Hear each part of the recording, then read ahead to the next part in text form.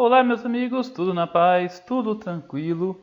Hoje a nossa aula é sobre o Brasil, entendendo as características gerais do Brasil, o seu território e a sua natureza.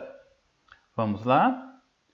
Bom, o objetivo dessa aula é entender o território brasileiro e suas divisões políticas e geopolíticas, entender os limites e fronteiras do Brasil e também os problemas relacionados a esses limites e a essas fronteiras. Entender os fusos horários brasileiros e como que o Brasil se comporta no sistema internacional com relação à hora internacional. Bom, para começar, vamos refletir um pouquinho sobre o Brasil.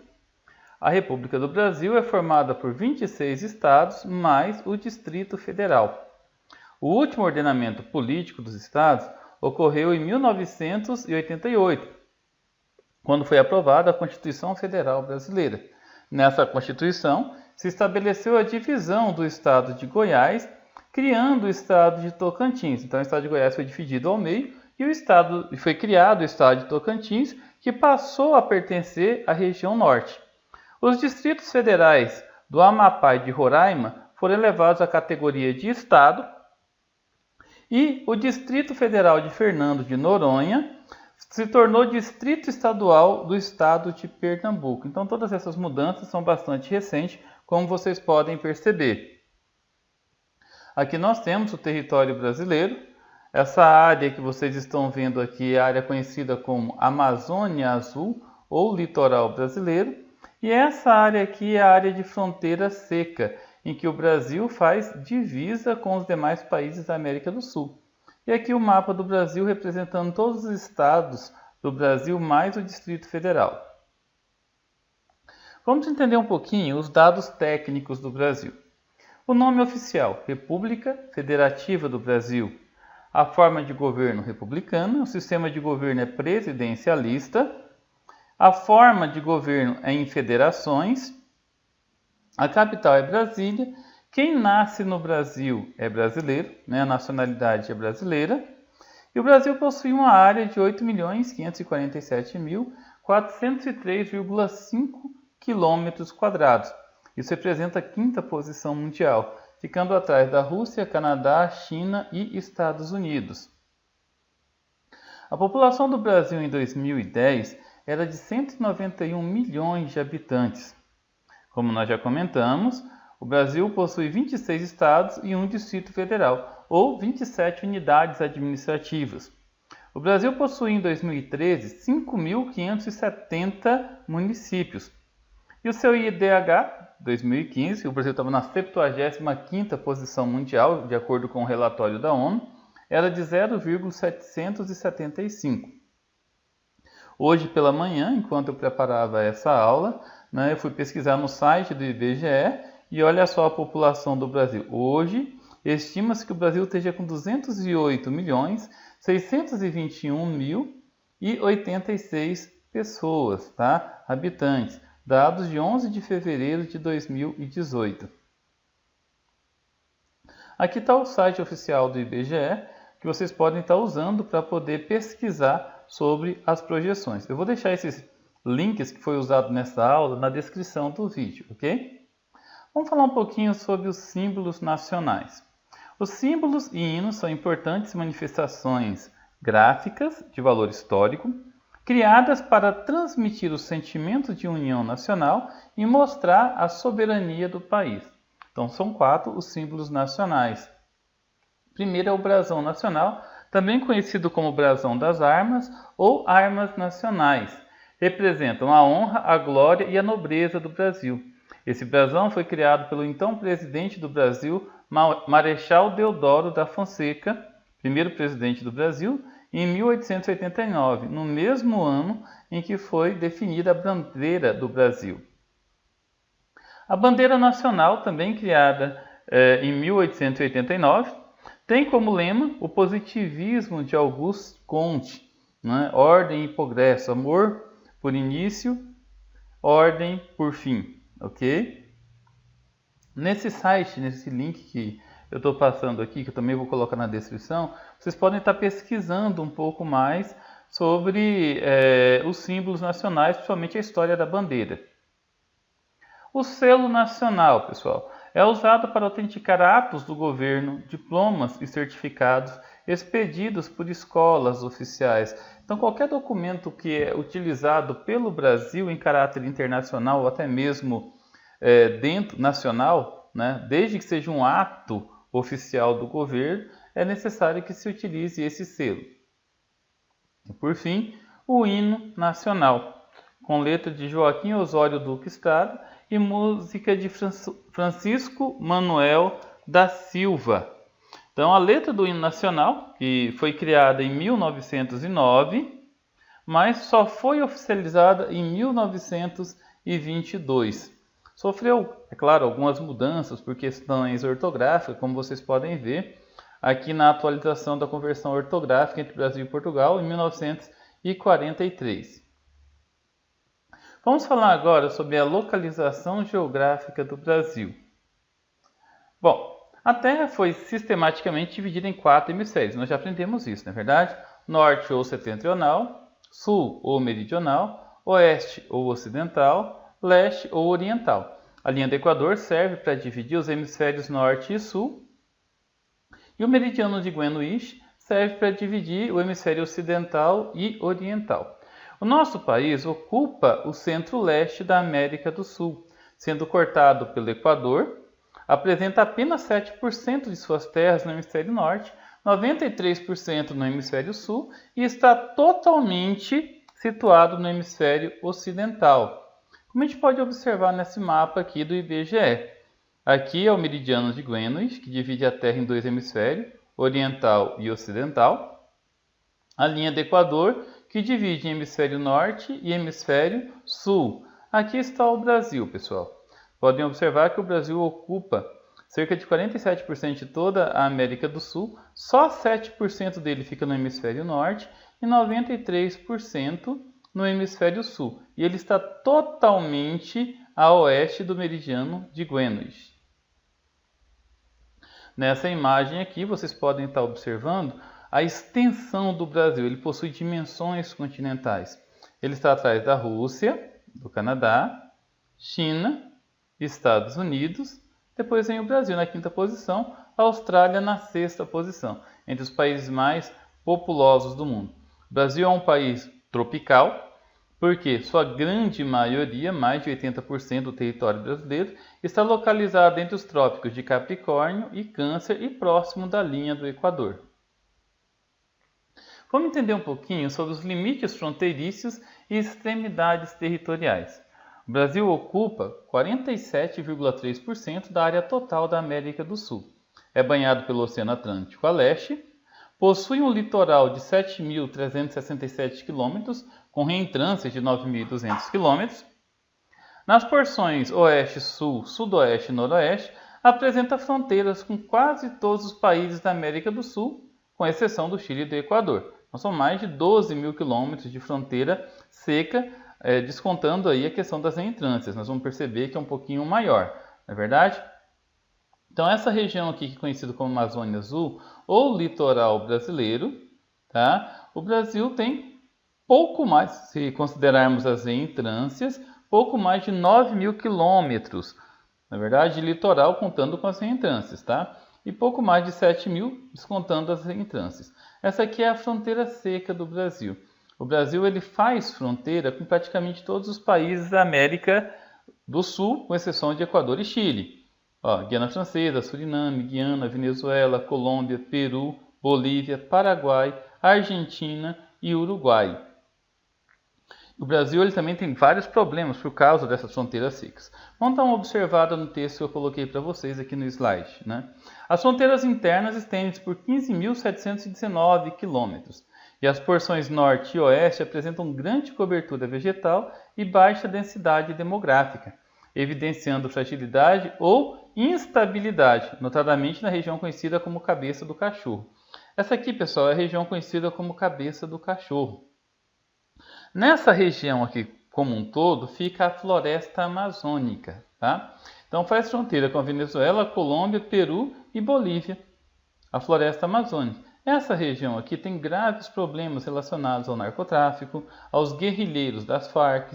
Essa região da floresta amazônica, se a gente for analisar a geologia do Brasil, é uma região muito rica em diversos tipos de minerais, minerais metálicos como ouro, né, minerais não metálicos como pedras preciosas. Então essa região é muito alvo de garimpeiros ilegais. A floresta amazônica é a floresta tropical mais densa e volumosa do mundo e a mais rica do mundo.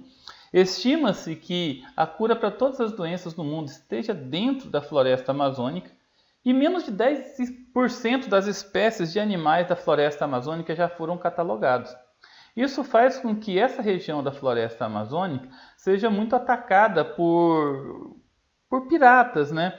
Pela questão da biopirataria, pela extração de animais de maneira ilegal, de plantas de maneira ilegal, até mesmo o comércio de madeira de maneira ilegal. Esses são alguns dos diversos problemas que o Brasil enfrenta em relação à fronteira. Apesar que nós temos já vários programas do governo, como o Civram, o Cisfront, o Calha Norte. Na fronteira aqui, ó, do Brasil com a Bolívia, no estado de Mato Grosso, nós temos uma polícia estadual que é o GEFRON, que ajuda a controlar a fronteira, mas ainda assim é bastante precário, ok? Bom, tem um link do YouTube, são várias as reportagens, se vocês forem pesquisar, eu coloquei apenas um, tá? Eu vou passar um trecho de uma reportagem para vocês, a reportagem é pública, tá? E eu vou dar o devido crédito, ok? Então vamos escutar um pouquinho dessa reportagem. O Exército lançou uma operação contra o tráfico de drogas e a mineração ilegal na Amazônia. Cerca de 2.000 militares participaram da ação em conjunto com militares da Colômbia e do Peru. A ação acontece no coração da selva amazônica. Do lado de lá da fronteira estão os maiores produtores de cocaína do mundo, a Colômbia e o Peru. A missão é para impedir que os narcotraficantes atuem em solo brasileiro. Nós temos uma guerra de fronteira que nós estamos perdendo e essa guerra de fronteira, ela alimenta a guerra urbana. Nós só temos violência em Manaus, no Rio, nos grandes centros, porque a droga vem da fronteira, o armamento vem da fronteira.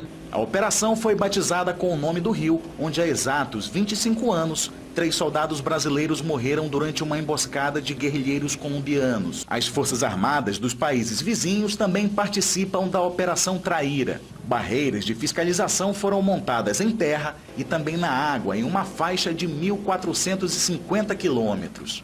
Mas é como procurar uma agulha num palheiro. E o problema das autoridades por aqui vai além das drogas.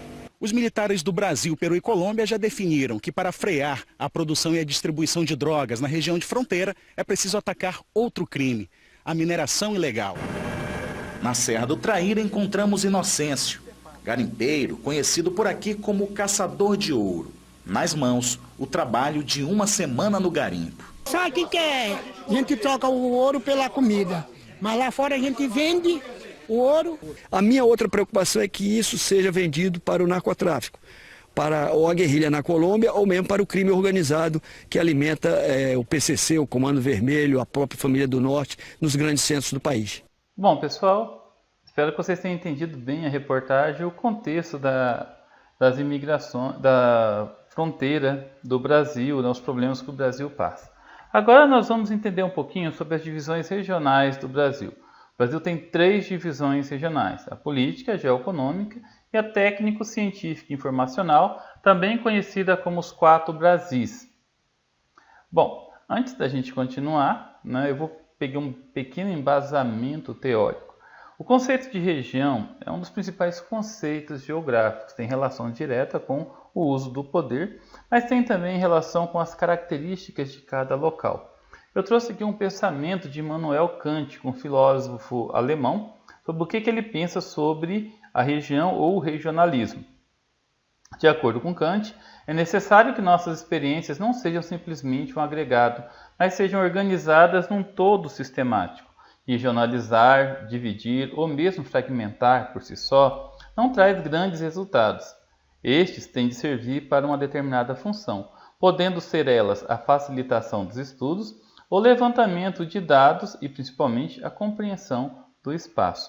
Tendo em vista esse embasamento, nós podemos entender um pouco melhor as divisões regionais do Brasil. Essa aqui é a divisão política proposta pelo IBGE. O primeiro ensaio dessa divisão política foi na década de 1950, mas essa forma que nós estamos vendo aqui foi a partir da Constituição de 1988, ou seja, ela é bem recente. Então, o Brasil é dividido em 5 macro-regiões: região norte, com 7 estados, região nordeste, com 9 estados, região sudeste, 4 estados, região sul, com 3 estados, e a região centro-oeste, com 3 estados, mais o Distrito Federal.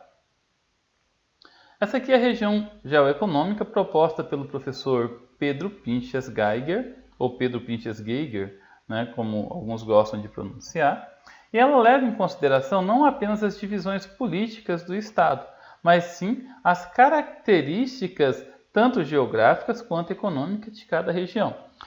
O professor Pedro Pinchas, ele dividiu em Amazônia, Nordeste e Centro-Sul, sendo que a região Centro-Sul ela possui 80% de todo o PIB nacional, boa parte da industrialização, da formação tecnológica e também o grande potencial demográfico do Brasil.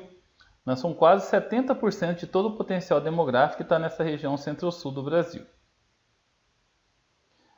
Isso aqui é a divisão proposta pelo professor Milton Santos, a divisão técnico-científica informacional, ou também conhecida como os 4 Brasis. Nós temos aqui a Amazônia. Na região centro-oeste, você pode observar que o estado de Tocantins ele faz parte da região centro-oeste. A região nordeste e a região concentrada. Vocês podem observar que nessa região concentrada, o sul e o sudeste estão ligados. Ou seja, essa região aqui, tida como concentrada, ela tem um maior potencial tanto de industrialização, recursos de internet, números de shoppings, recursos de informática, de telecomunicações, transferências bancárias e assim por diante. Por isso que ela recebe esse nome, concentrada. Pessoal, agora, a última parte da nossa aula, nós vamos analisar os fusos horários do Brasil. O Brasil passou a adotar o Sistema Internacional de Fusos Horários a partir de 1914. Nesse mapa aqui, a gente vai conseguir entender um pouquinho a UTC, ou seja, o Tempo Universal Coordenado. UTC é uma sigla em inglês. Essa linha que vocês estão vendo representa a linha de Greenwich, ou meridiano de Greenwich, a hora zero do mundo. Então, para leste, nós aumentamos em 1 hora, e para oeste, nós diminuímos em 1 hora. Então, aqui está o Brasil. O Brasil passou a adotar, no início do século XX, essa hora internacional.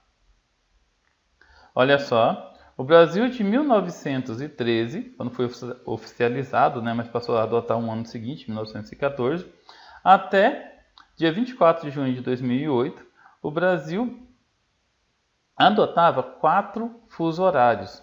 Tá? Então, o Brasil adotava 4 fusos horários, como vocês podem ver aqui.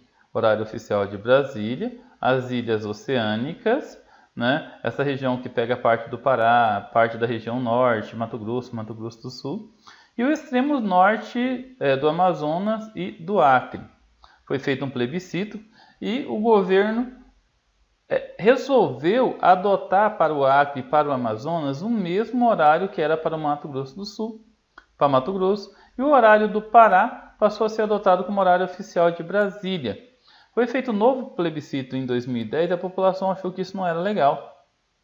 Então o Brasil passou a ter um 4º fuso horário, que é nessa região aqui que vocês estão vendo. Ok? Então a partir de novembro de 2013 o Brasil volta a ter novamente 4 fusos horários. Esse daqui é o novo mapa do Brasil. O Brasil adotando novamente 4 fusos horários. Pessoal, é isso, espero que vocês tenham curtido a aula, ela foi bastante curta, bastante esclarecedora. No link embaixo vai estar os sites que eu pesquisei e os embasamentos teóricos, caso vocês queiram pesquisar ou se aprofundar um pouco mais. Se você assistiu o vídeo até aqui é porque você gostou, então deixa uma curtida aí no nosso canal, ok? Fiquem com Deus e até a próxima.